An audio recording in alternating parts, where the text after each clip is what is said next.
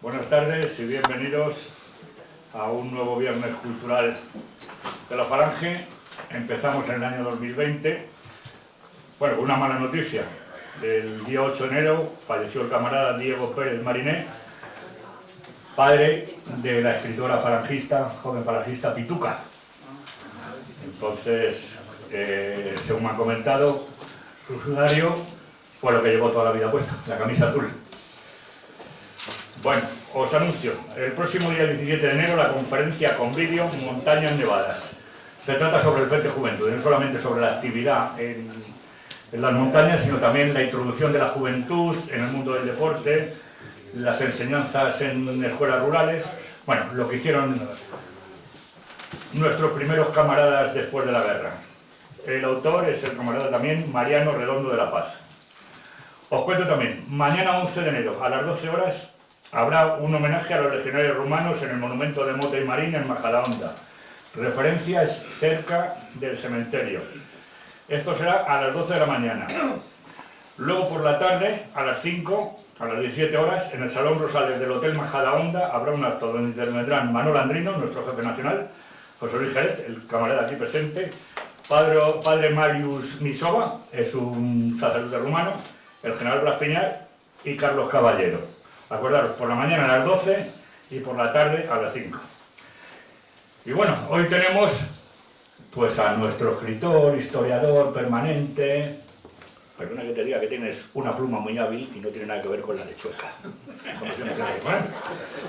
Entonces...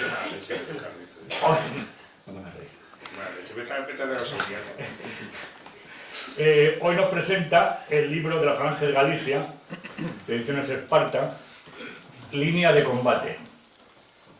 Es una segunda parte, digamos, del que ya presentó aquí Los hijos del trueno. La Falange de Galicia tiene mucha más actividad de lo que nosotros creemos y sabemos. Yo te daré una cosa que yo solo sé, café, ¿verdad, José Luis? Eso viene de por allí.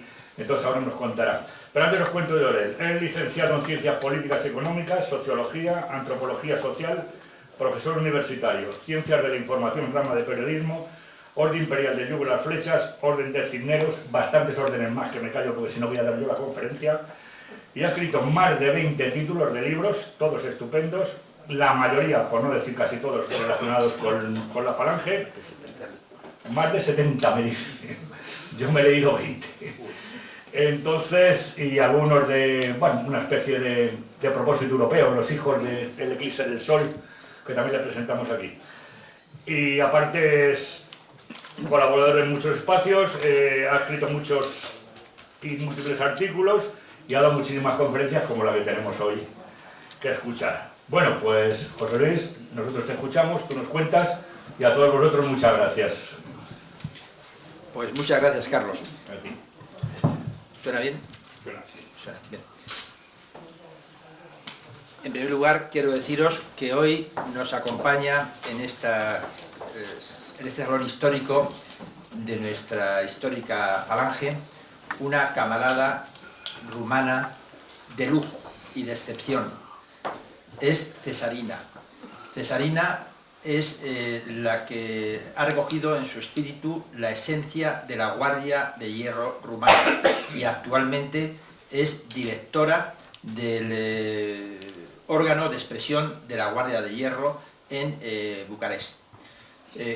Es un honor para nosotros, Cesarina, tenerte en esta casa, que es tu casa. Estás como camarada en tu camarada.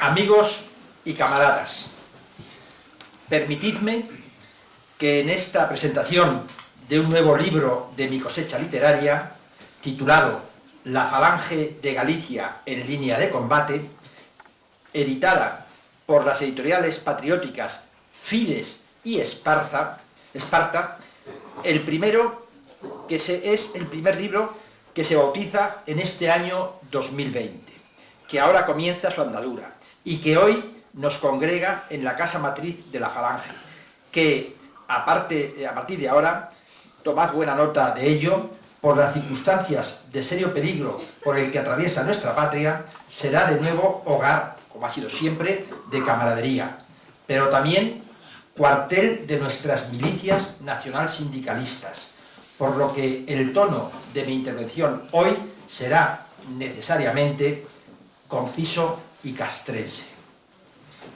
Lo primero que quiero llamar la atención es el nombre del título de la obra, que sitúa otra vez a la Falange en el puesto de más honor y mayor riesgo, es decir, en línea de combate, como figura en el frontispicio de la cubierta. También deseo hacer una breve alusión referencial al nombre de las dos casas editoras del ejemplar, que ahora ve la luz, radicadas una en Madrid y otra en la españolísima tierra catalana, que llevan el sello y la denominación una de fides, palabra romana que significa fe, fidelidad, lealtad y veracidad. Eso es el significado, eso es la expresión de la palabra fides, fe, fidelidad, lealtad y veracidad. Todas estas cualidades en el empeño y en la palabra dada, por ser marchamo de garantía y término de seguridad. Si nos atenemos solo a la primera acepción de la palabra fides, es decir, fe, nos encontramos a nosotros mismos, que son, no por casualidad, las letras iniciales, las letras capitulares de nuestro movimiento, Falange Española. La otra casa editorial, promotora del libro, cuyo director gerente, el camarada Enrique Uribe Lacalle, hoy nos acompaña, eligió para su identificación el escueto nombre de Esparta, que así se llamaba la polis de la antigua Grecia, cuyos habitantes estaban centrados en la formación y la excelencia militar, quienes fueron los primitivos fundadores, otra intencionada casualidad, de una unidad de combate denominada, qué casualidad, Falange Espartana, cuyos componentes estaban considerados por todos los combatientes de la antigüedad, que sus rivales, como los mejores en el campo de batalla. Es decir, la Falange Espartana eran los mejores en los campos de batalla donde intervenían esa Falange Espartana. Qué casualidad que llevaba el nombre de Falange. Y ello era posible porque la educación espartana enseñaba un estilo de vida sano y disciplinado, austero y guerrero, donde el ejercicio físico, la música, la escritura y la lectura eran los puntos cardinales de la formación integral que impartían a su pueblo. No es de extrañar, por tanto, que en 1928 Adolfo Hitler escribiera como arquetipo de referencia que Esparta, y son palabras textuales, la cita es literal, Esparta era el modelo, el paradigma del próximo Tercer Reich. Eso lo escribió Hitler en 1928. Disculpadme, que entre que estoy medio cegato y las gafas deben de estar más sucias que sucias, pues no leo con facilidad. Y que no quiero que sufráis por mi lectura, sino que disfrutéis con mis palabras. Bueno, pues como digo, ya esto es otra cosa. Me he quitado la venda de los ojos. Ahora ya no ves todos los defectos. Ahora ya, vamos, os veo demasiado. Bueno, os decía que esa expresión, que Esparta era el modelo y el paradigma del próximo Tercer Reich, fue escrito por Adolfo Hitler en 1928. Y además, José Antonio Primo de Rivera, estoy seguro, que pensaba necesariamente en Esparta cuando afirmaba que la vida es milicia y ha de vivirse con espíritu acendrado de servicio y sacrificio. Como muestra de lo anterior, extraeré 4 consignas tomadas de la educación espartana, que eran frases que se debían interiorizar, tener muy presentes en cualquier circunstancia, y que la cultura de Esparta ha legado a la posteridad, que la Falange actual debería de tomar hoy y hacer suyas, y además sin demora. Me refiero, simplemente voy a deciros 4 consignas, 4 ideas, 4 dardos que debéis memorizar y sobre todo aplicar. El primero es vencer o morir, Esa expresión de vencer o morir, quien la acuñó por primera vez en la historia fueron los espartanos. La segunda expresión que quiero también, son cortitas, que quiero también transmitiros, es la que dice así: mi escudo, mi espada y mi lanza son mis únicos tesoros. No está mal. O aquella otra que decían a los guerreros espartanos, sus familias, sus allegados, sus amigos, los ancianos, los niños, cuando iban a la guerra, como advertencia sencilla y rotunda. Se les decía a los guerreros que partían hacia los frentes, se decía lo siguiente: vuelve con el escudo o sobre él. Tampoco está mal. Pero quizá, de todas ellas, la que más me gusta es la última, la que os voy a decir y a recitar ahora, porque es una expresión que deberíamos grabar de manera indeleble en nuestra conciencia. Y decía simplemente lo siguiente: los espartanos no preguntan cuántos son los enemigos, sino dónde están. Este es el espíritu de Esparta. Por eso me gusta mucho, vamos, no sé si te gustará, pero a mí me parece que, vamos, el nombre de Esparta está elegido, vamos, providencialmente. Camaradas, España, no hace falta que yo os lo recuerde porque está a la vista de todos, se encuentra en un momento crucial de peligro histórico inminente, donde está en causa ni más ni menos que su propia integridad y su propia existencia. El Imperio Romano cayó y sucumbió desde su antiguo esplendor y grandeza por los demoledores cuarteles de invierno, cuando sus legionarios, otrora invencibles y forjadores de una etapa de magnificencia, acantonados en sus reductos de tedio y comodidad, en centros de holganza y reposo, se habituaron a la vida cómoda y plácida, perdiendo con ello el nervio y el músculo, que con tanta gloria les habían reportado hasta entonces la espada, el arado, el derecho, la lengua culta, los valores imperiales, el arte, la cultura, la civilización y sobre todo el sentimiento heroico y noble de la vida. El cartel que figura en la portada de la Falange en línea de combate, que hoy se muestra en público, es simbólico y expresivo.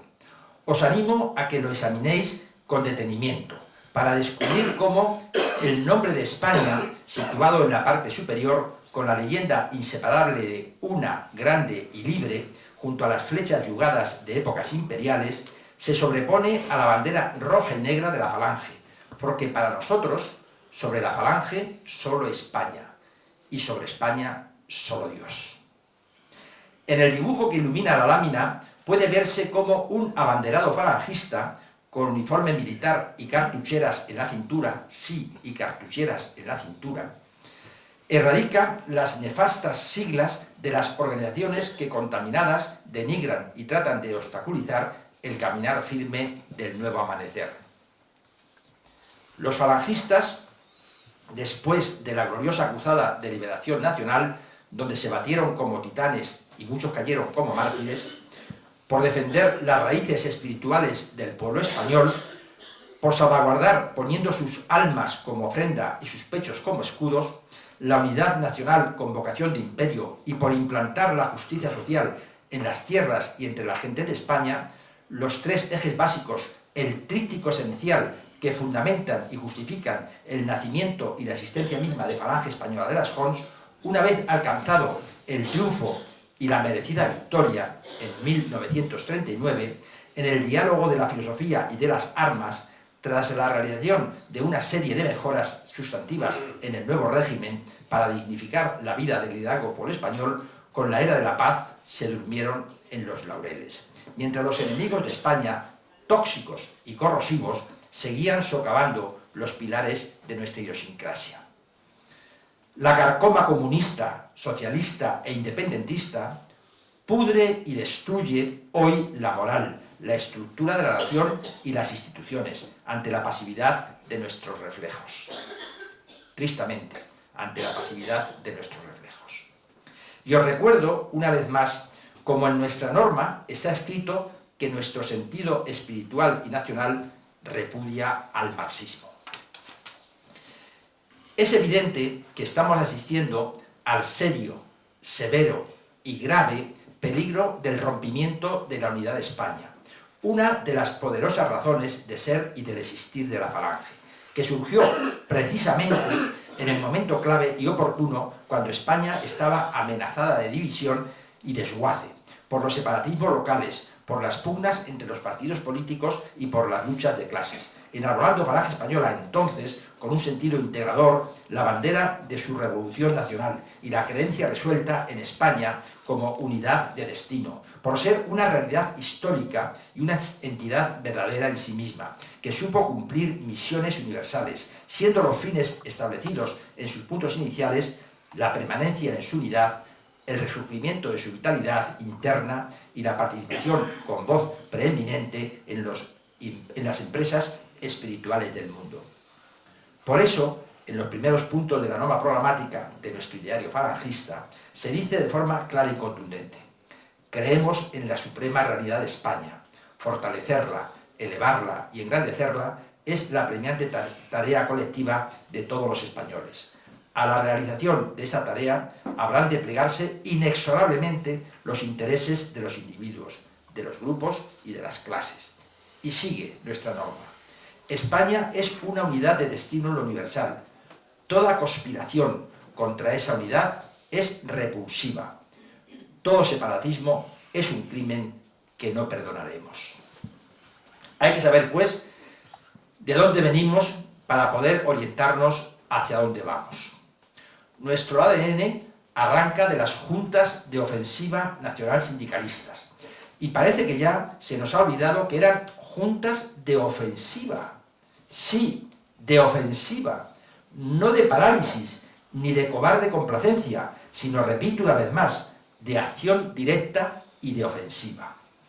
Además, estamos encuadrados en Falange Española, y la palabra falange es un término marcial, el nombre de una unidad militar, como hemos visto antes con las falanges espartanas, que no ofrece duda alguna y de ningún género sobre lo que es la falange. Nuestra camisa azul, que nos sirve de prenda y divisa, indumentaria y mortaja, es un hábito que imprime carácter al juramento prestado con nuestra afiliación, que dice, poniendo a Dios por testigo, lo siguiente con elocuente dureza, pero con claridad meridiana: juro darme siempre al servicio de España y de la Falange. Juro mantener sobre todas las ideas, la de la unidad entre las tierras, la unidad entre las clases de España y la unidad en el hombre y entre los hombres de España.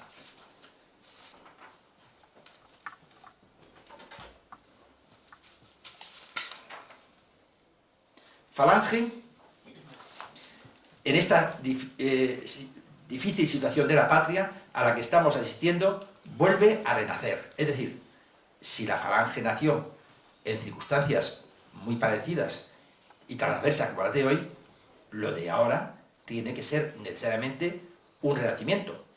Y como decían los espartanos, o vencer o morir. No hay otra elección. O vencer o morir. Por eso digo que la Falange, en esta difícil situación de la patria a la que estamos asistiendo, vuelve a renacer con espíritu de milicia y afirmación de nuestros postulados inviolables, con renovado sentido ascético y militar de la vida. Y entre estas máximas de obligado cumplimiento, se nos dejó encargada la obligación que voluntariamente hemos asumido, que a nadie le será lícito usar su libertad contra la unidad, la fortaleza y la libertad de la patria. Una disciplina rigurosa impedirá todo intento dirigido a envenenar o desunir a los españoles, o a moverlos contra el destino de la patria. Como nuevos donceles de España, los falangistas somos hombres de libro y de espada, que no nos amedrentan las adversidades y que nos incentiva y motiva el peligro, cuando están en trance los principios sagrados que hemos de defender, aún a costa de nuestras vidas, si fuera menester. Porque la medida de nuestra voluntad de servicio, y fijaros lo que voy a decir, esto es importantísimo, fijaros en la conducta de cada cual, la medida de nuestra voluntad de servicio es únicamente la capacidad de sacrificio que estamos dispuestos a soportar por Dios, por España una grande y libre y por la Revolución Nacional Sindicalista. Todo lo demás son fuegos fatuos. Entre los valores a los que otorgamos especial relevancia en la conducta, los falangistas se hallan enumerados por este orden de relación, en primer lugar, la fidelidad y la lealtad acrisolada de una férrea voluntad. En segundo lugar, el valor acreditado porque Falange no es el refugio de los cobardes, sino el sitio natural de los intrépidos. Y en tercer nivel, la inteligencia, de la que cada cual sea capaz. Lealtad, valor e inteligencia, esa es nuestra escala de valores, o por lo menos debe ser.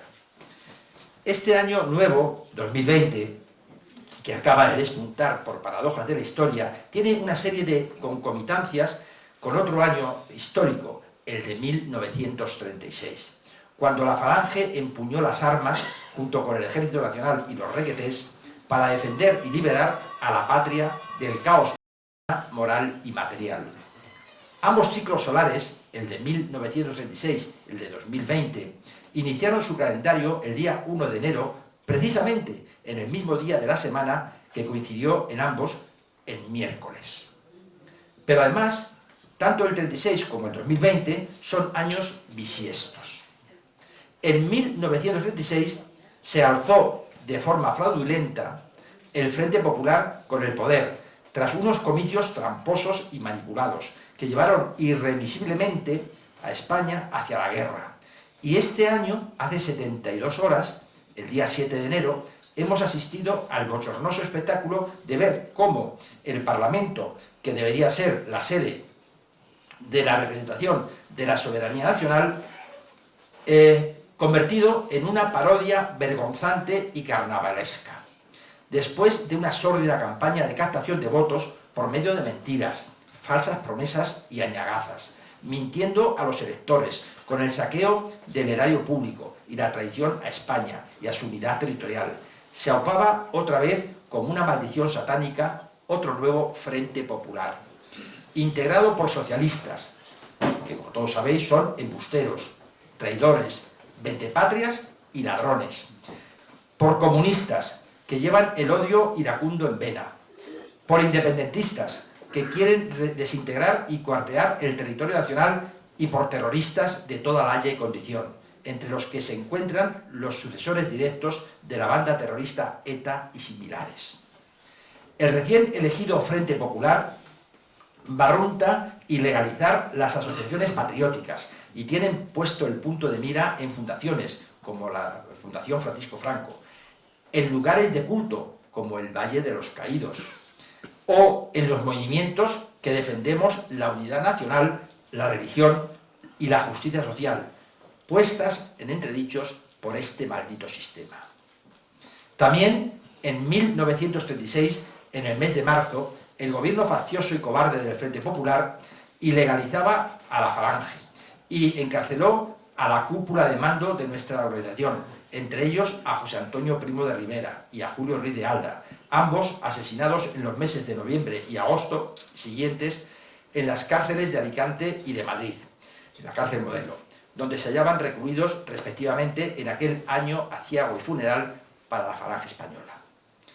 En la España de 1936 había por doquier presos políticos gubernativos de Falange, y en el 2020 la espada de Damocles pende de un hilo sobre el grupo más selecto y valiente de camaradas que en la tienda separatista blanquerna irrumpieron para dar el grito de la españolidad de Cataluña, razón que ha sido la excusa para su incomprensible, injusta y grave condena, elevada por el Tribunal Supremo en un gesto premonitorio de lo que después iba a suceder, con oprobio en otras decisiones taimadas que a cualquier jurista le llenan de estupor por resultar de difícil encaje jurídico. En 1936, como en la actualidad, existía una opaca censura de prensa, pues no es ningún secreto constatar que en España la información es un oligopolio y ya se habla en los medios de la implantación de un nuevo método de censura previa aludiendo en 2020 subrepticiamente a las fake news como recurrente argumento para aplicar la ley Mordaza.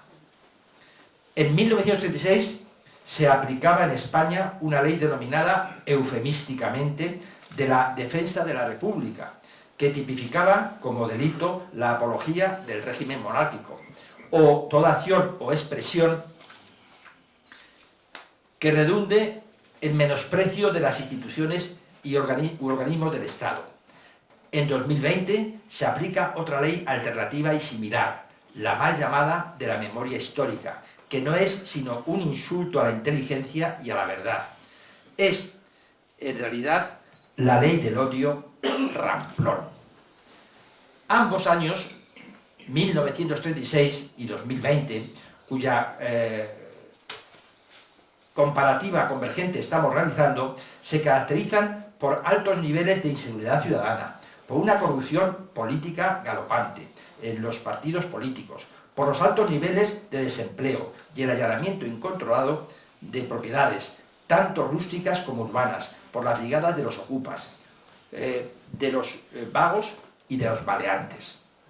Pero el quid de la cuestión, a pesar de todo lo que he dicho, son cuestiones pésimas, el quid de la cuestión estriba en la situación hiriente de los separatismos periféricos, precursores de la fragmentación de la unidad nacional, por el empoderamiento de los partidos independentistas, enemigos endémicos y naturales de España, obsesionados por emanciparse de la nación española, para lo cual han creado en sus respectivos territorios la semilla y el sentimiento del odio y la incomprensión, gestando sediciones, rebeliones, actos de terrorismos, caleas borrocas o golpes de Estado unilaterales, encubiertos o publicitados, con chantajes perpetuos para la gobernabilidad, tratando de anular la soberanía nacional que reside en el pueblo español en su conjunto.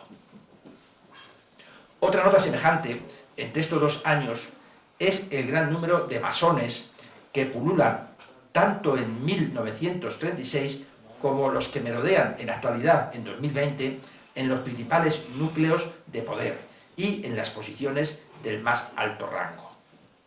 Cuando digo del más alto rango, me refiero que desde el más alto rango para abajo, fijaros lo que ocupan los masones.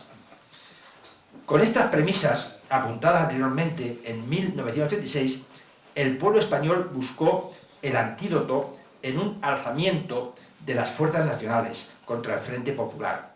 Y ante la ecuación, y fijaros, y esto que digo lo he pensado y lo he meditado mucho, y ante la ecuación similar del análisis de los parámetros actuales, la solución al derrumbe de España podría volver a ser, es mi deseo, es lo que pienso, podría volver a ser, hay que estar preparados y dispuestos por medio de otra catarsis terapéutica.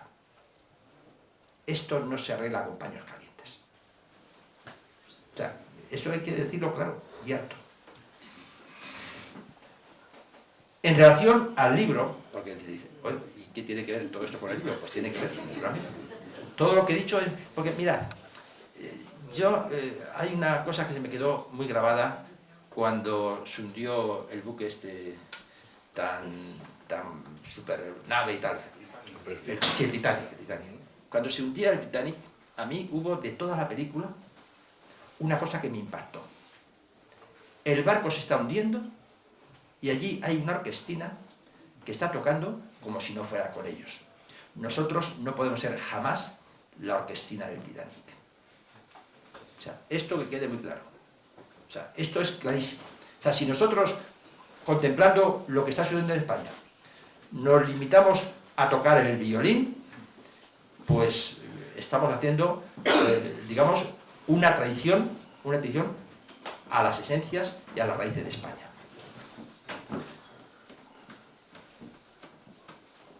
En relación al libro que hoy se presenta, la mejor forma de desentrañar su contenido es, por supuesto, su adquisición.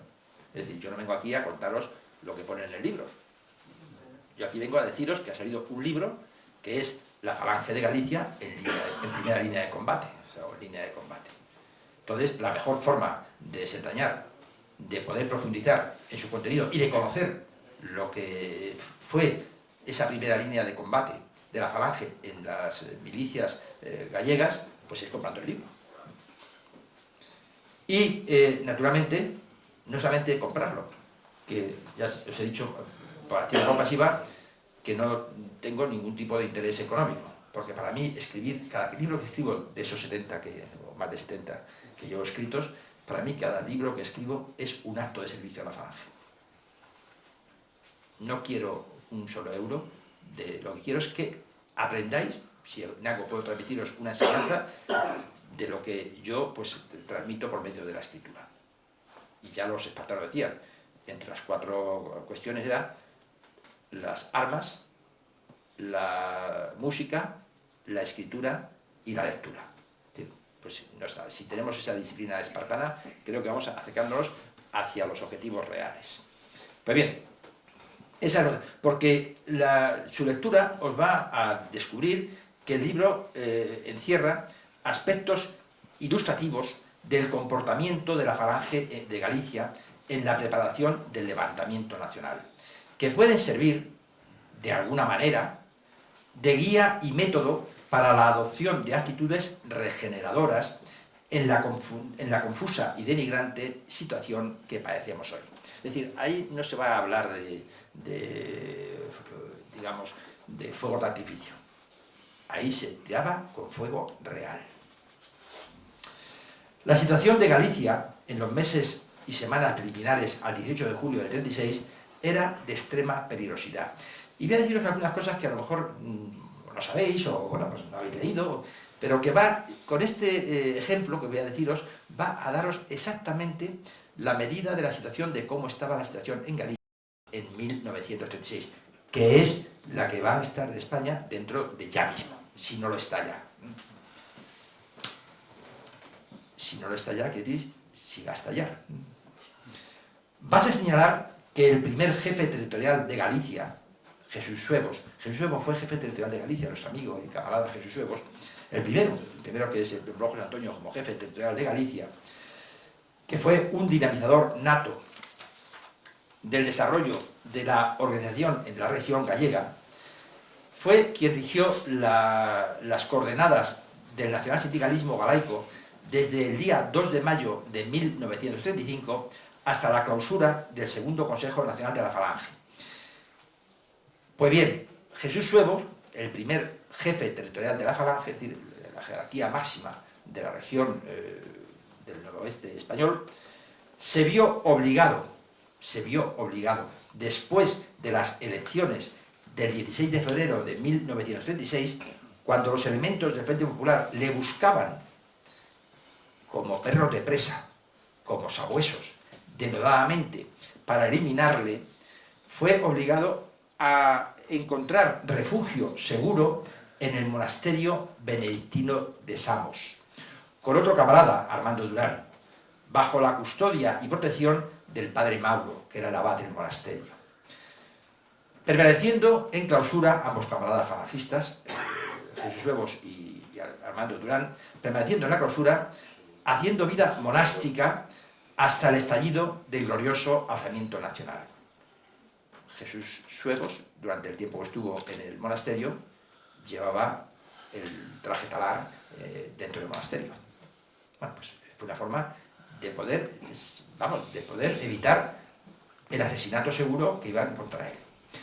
Seguimos viendo, como digo, voy a decir simplemente cómo estaban los jefes de Galicia, las máximas jerarquías, en 1936. Ya encontramos, después de las elecciones del 36, cuando sube el Frente Popular, cómo Jesús Suevos pues tiene que buscar amparo y refugio, que se decía antiguamente adivino.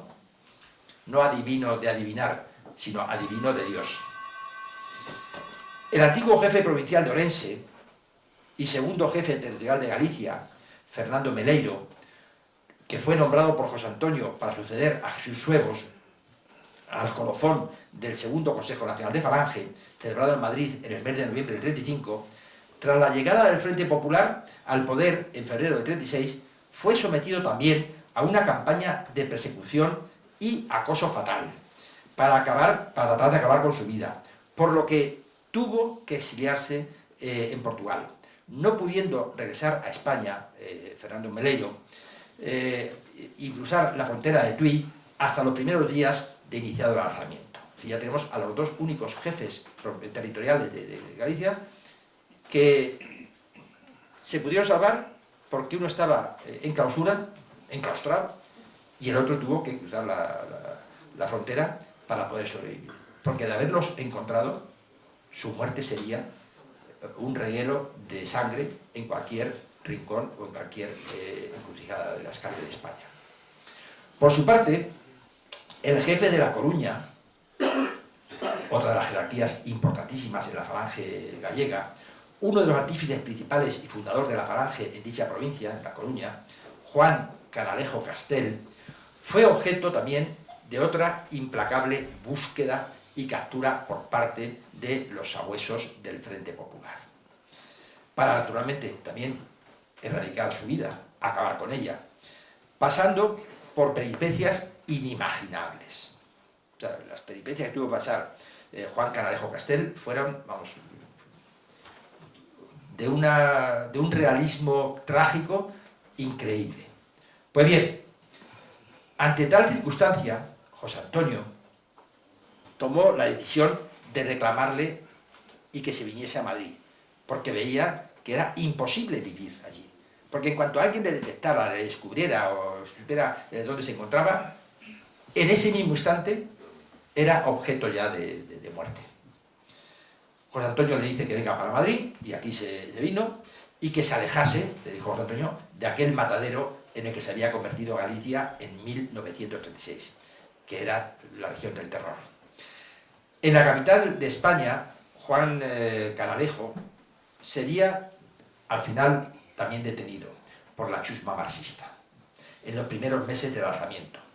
Fue encarcelado y fue trágicamente asesinado por los chequistas del Frente Popular en las sacas de Paracuellos del Jarama perpetradas por la canalla roja el 6 de noviembre de 1936. Es decir, él era militar. Canalejo era militar retirado, pero era militar, era teniente. Y está en Paracuellos, y allí fue asesinado el 6 de noviembre de 1936. Otro de los iniciadores del movimiento falangista en Galicia y primer jefe provincial de Pontevedra, el agente naviero de origen germano, Gustavo Kluckenberg, ante la imposibilidad de vivir con su familia en Vigo, su lugar habitual de residencia, donde la muerte estaba asegurada por los hostigamientos de las patrullas frente populistas, también tuvo que exiliarse como terapia de supervivencia al país vecino, de donde regresó una vez puesto en marcha el movimiento nacional libertador.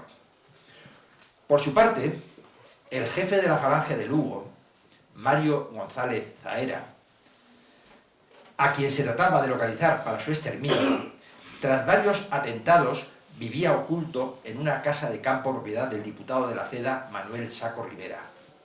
No obstante, aún tuvo tiempo Mario González Zaera, en las vísperas del alzamiento, de entrevistarse con Manuel Hedilla Larrey en su demarcación, es decir, en Lugo, en secreto, con la más estricta y sigilosa opacidad. Quien le ratificó, Hedilla le ratificó en su misión directiva en toda la provincia lucense, porque curiosamente, a principios de aquel año, se había dividido Lugo en dos jefaturas, con sedes respectivas en Lugo y Sarriá. Esta última bajo el mando de José Villador, es decir, una estaba al mando de Mario González Zaera y otra estaba al mando de José Villador. Hedilla unifica de nuevo la provincia de Lugo a efecto de jerarquía falangista y pues se pudo entrevistar con él. Pero también estaba, como digo, absolutamente neutralizado y anulado. Estaba refugiado en una casa de campo, porque no podía ni salir siquiera a respirar el oxígeno de Galicia. En el texto que hoy se presenta se narran las hazañas de las columnas y unidades en las que combatieron las milicias falangistas gallegas, que se puede sintetizar en los siguientes frentes. ¿Y qué desconocido para nosotros? No conocemos nuestra historia. Y cuando digo no la conocemos, ni siquiera yo. Es que no la conocemos. Porque para mí escribir libros significa cada vez asombrarme más de lo que hicieron nuestros camaradas. Es decir, para mí, yo soy el primero que cuando empiezo a investigar voy a los archivos, voy a las hemerotecas, consulto mi biblioteca, consulto otra biblioteca.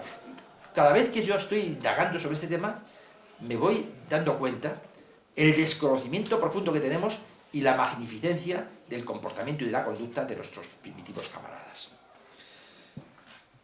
Como digo, se puede sintetizar en la siguiente frente donde lucharon y con arrojo nuestros camaradas gallegos. Varias columnas de voluntarios de Falange combatieron heroicamente, desde el mismo momento en el que estalla el alzamiento, en el frente de Asturias. Y fueron los artífices, los gallegos, fueron los artífices esenciales, vamos, los falangistas gallegos, fueron los artífices esenciales para la liberación del cerco de Oviedo el 17 de octubre de 1936. Es decir, los que hicieron posible la liberación de Oviedo el 17 de octubre del 36 fueron justamente los voluntarios, fundamental y básicamente, también había soldados y más, pero vamos, el núcleo fuerte de las centurias y las unidades que, digamos, pues combatieron en el frente asturiano fueron falangistas. El batallón gallego, también desde los primeros días del alzamiento, acudió en las primeras jornadas de la guerra al Alto de los Leones de Castilla. Que no se nos olvide el nombre. No hay que decir el nombre, no hay que decir Lleida, ni esta mariconada, ni hay que decir, A Coruña, no, se dice La Coruña, se dice Lérida. O sea, que es así, o sea, que no tenemos que dejarnos arrastrar, porque eso significa arrastrarnos, con el lenguaje de los enemigos. Cada vez que pronunciamos palabras y conceptos impuestos por el enemigo, es una derrota en nuestro espíritu. Por eso hay que ser, y además, cuando alguien diga eso, hay que rectificarle. Si alguien dice, no, yo voy a ir a Lleida, no, usted va a ir a Lérida. Por ejemplo, vamos, lo digo, son pequeñas cosas, pero es que usted, vamos, no se puede, usted habla, vamos, se dice aquí, es que usted habla catalán, no. Entonces, si está hablando, entonces lo que usted no habla es español. O no sabe hablarlo, o sea, hay que ridiculizarlos. No hay tolerancia cero. Esa sería la consigna que puede salir del día de hoy de la Falange en primera línea de combate. Tolerancia cero. Con la razón y la verdad se puede ir a la eternidad, pero con la cabeza bien alta. Con el silencio y con la cobardía siempre iremos de rodillas por la vida. El batallón gallego acudió en las primeras jornadas de la guerra al Alto de los Leones de Castilla, que es como se llamaba, se le denominó precisamente por la gesta de los falangistas. Por eso han quitado el nombre de los Leones de Castilla. Por eso lo han quitado. Y por eso nosotros tenemos que reivindicarlo. O sea, nosotros no podemos conformarnos con quitar el nombre heroico que se ha ganado con mucho esfuerzo, con mucho sacrificio y con mucha sangre derramada. En el que se encuadraron gran número de voluntarios falangistas, entre los cuales se hallaban algunos ilustres camaradas, como Pedro Sabatas o Jesús Suevos, por ejemplo. En aquellos combates de la cordillera madrileña, el jefe provincial de Lugo, José Cedrón del Valle, falleció gloriosamente luchando en el campo del honor, en el frente de Guadarrama. Es decir, que el jefe provincial de Lugo, en los primeros días de los combates de los Altos de los Leones, moría el jefe provincial de José Cedrón del Valle. Hay que decirlo. O sea, es que nuestros jefes provinciales morían al frente de sus unidades, al frente de sus centurias, al frente de su línea de combate. Por eso la falange llega en primera línea de combate. Otras unidades integradas básicamente por falangistas pelearon también en el frente de Extremadura. De falangistas gallegos. Muchos falangistas en las tierras marineras de Galicia engrosaron los efectivos de la falange naval. Entre las famosas unidades de voluntarios nacionalsindicalistas destacó la bandera legionaria gallega de Falange, que se formó a primeros del mes de agosto de 1936, al mando del comandante Juan Barja, cuyos bravos combatientes serían los célebres mariscos, nombre que curiosamente se adoptó por aquellos voluntarios falangistas al escuchar en una emisora de radio roja decir el día 11 de agosto de 1936 que en Galicia no había más que mariscos. Claro, ¿para qué quisieron más nuestros camaradas? Digo, pues sí, somos mariscos. Y a partir de aquel comentario, hecho en tono despectivo y jocoso, que ellos reivindicaron y adoptaron incluso como emblema de sus unidades, que lucían todos con mucho orgullo y en sus uniformes, para demostrar en la contienda, en la cruzada española, como lo hicieron con creces, que eran bravos soldados en las gestas en las que intervinieron, como fue la bandera legionaria gallega de Falange, luchó activamente y tuvo una intervención decisiva en la liberación de San Sebastián el 19 de septiembre, o posteriormente en su heroica actuación en el frente de Huesca, de donde regresaron a su base de Galicia el día 14 de noviembre de 1936. En diciembre del 36, en el libro, se analiza y describe la campaña de captación en la emplazada final para una nueva recluta de voluntarios, porque claro, como estaban en primera línea, pues caían. Y entonces en diciembre se hizo otra nueva recluta de voluntarios para ir a los frentes, porque además se pensaba que la guerra iba a terminar con la toma de Madrid en diciembre del 36. Aquella recluta estuvo coordinada por Francisco Bravo, secretario de la Junta Provisional de Mando de Falange Española de las Jons, que fue encargado por Edilla para realizar esta misión de refuerzo e impulso de los combatientes nacionalsindicalistas de aquella región, que tan generosa en hombres y medios contribuyó a la victoria de las fuerzas nacionales. En el libro se siguen las actuaciones de las principales unidades de combate falangistas, entre ellas la bandera de Orense, la segunda bandera de Pontevedra, la brigada mixta de Fe de las Jons de Lugo, la primera bandera de La Coruña, la quinta de Centuria, etcétera, etcétera, etcétera. En las páginas del libro se revive y ambienta cómo era el quehacer cotidiano de la Falange en la retaguardia, al ser Galicia una región liberada por el triunfo inicial del alzamiento nacional.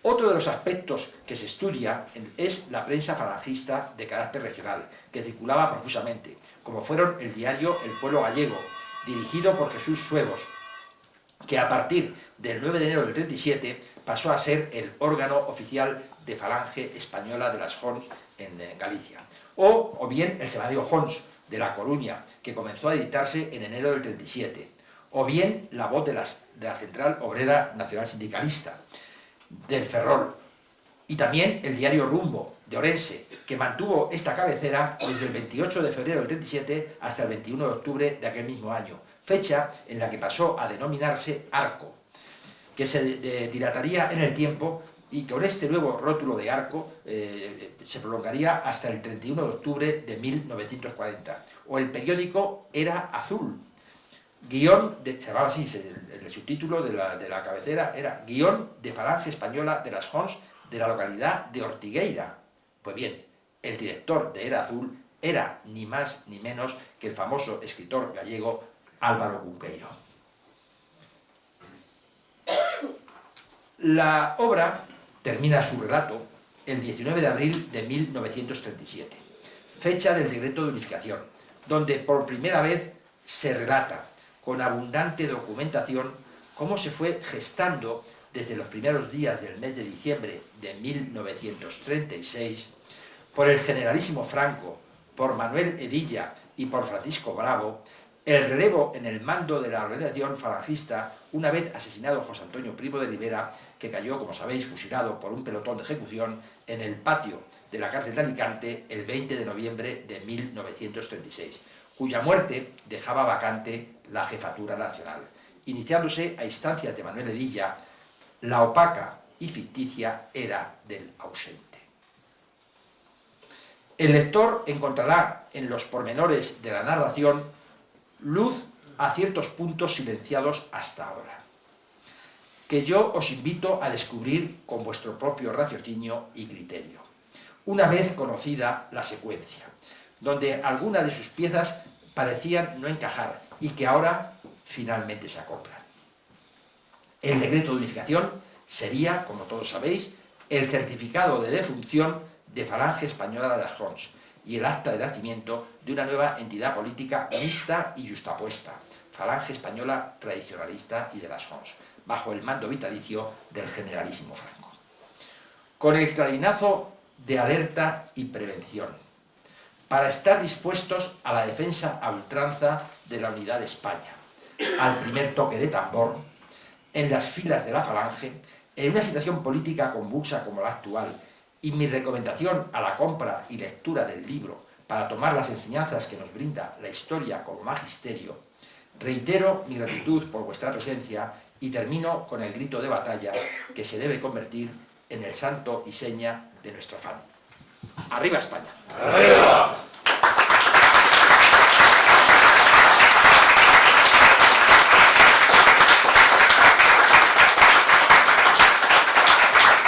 Y me vaya a seguro que admites preguntas, ¿no? ¿Alguna?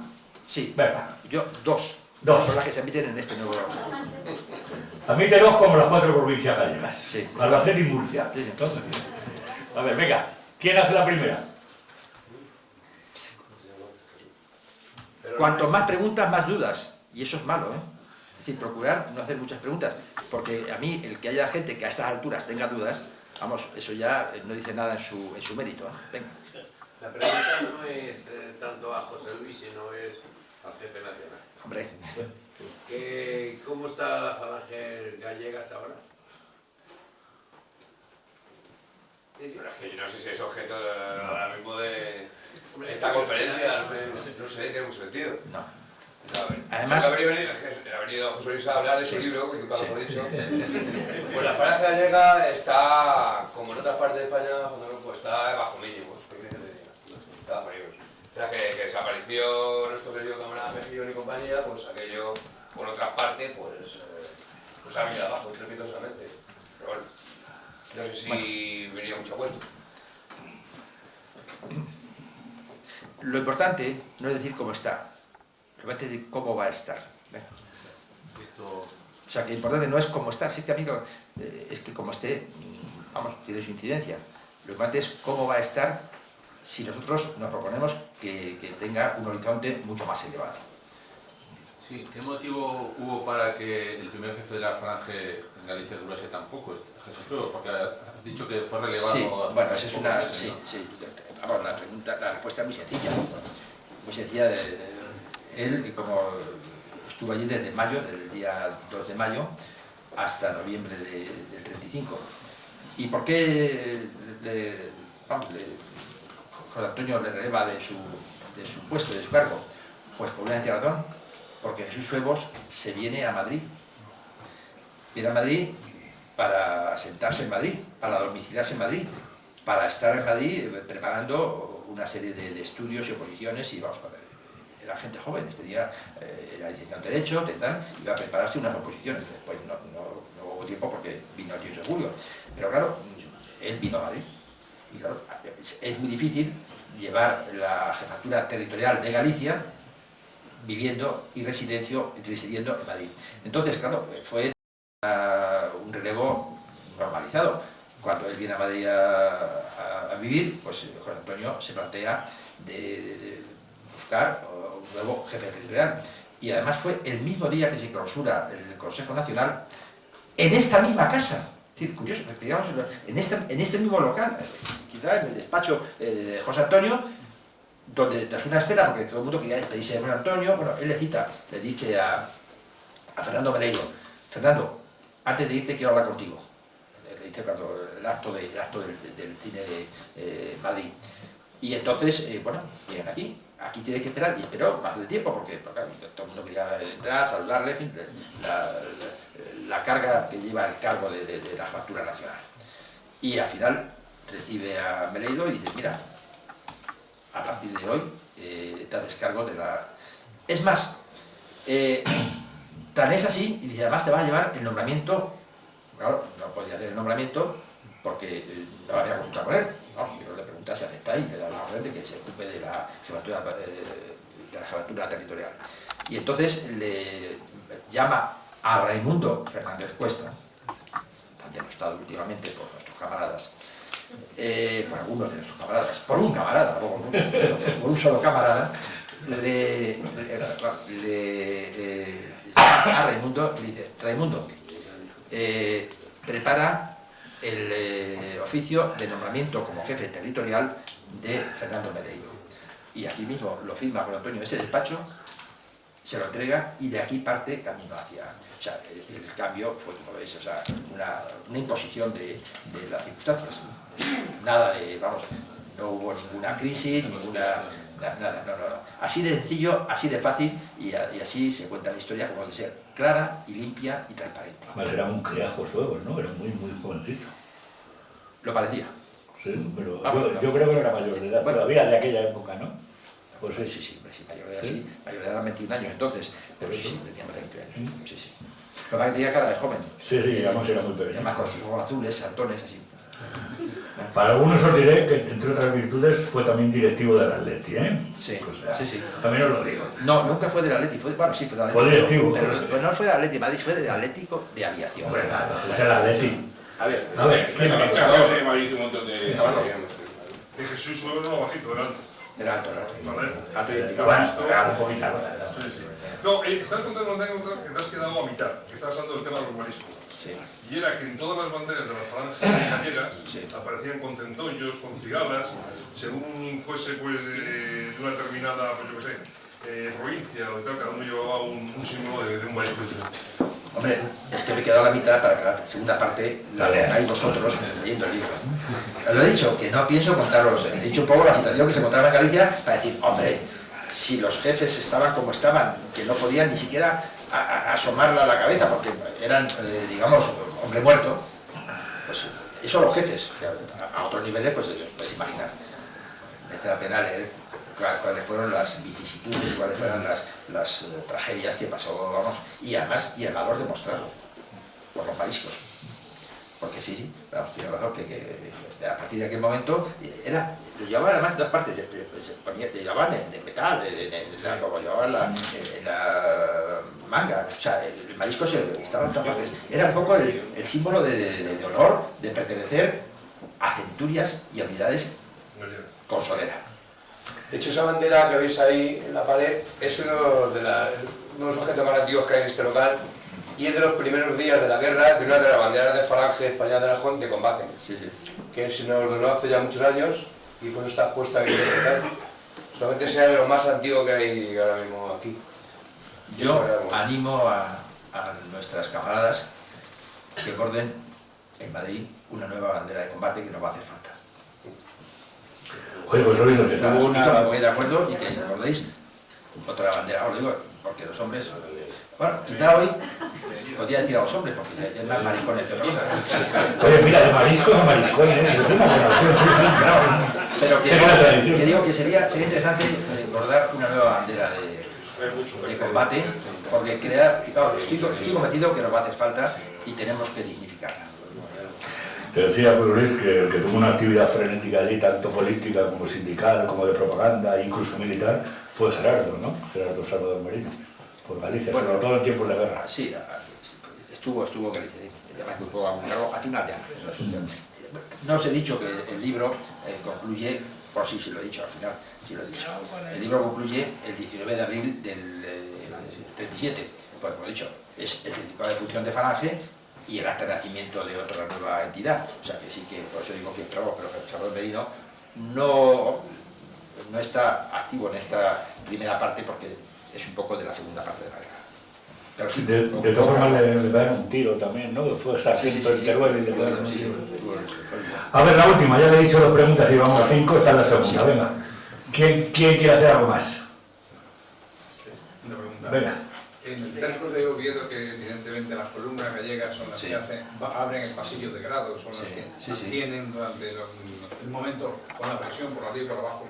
¿Qué proporción había de ejército regular de Falange en esas columnas gallegas que llegan a salvar Oviedo? Pues mira, los porcentajes numéricos no estoy en condición de decirte, lo podría calcular, pero te digo que mayoritariamente las unidades del ejército, porque iban encuadrados en unidades del ejército, eran falangistas. Sobre todo, además, cuando salen, pero de todas, de Lugo, el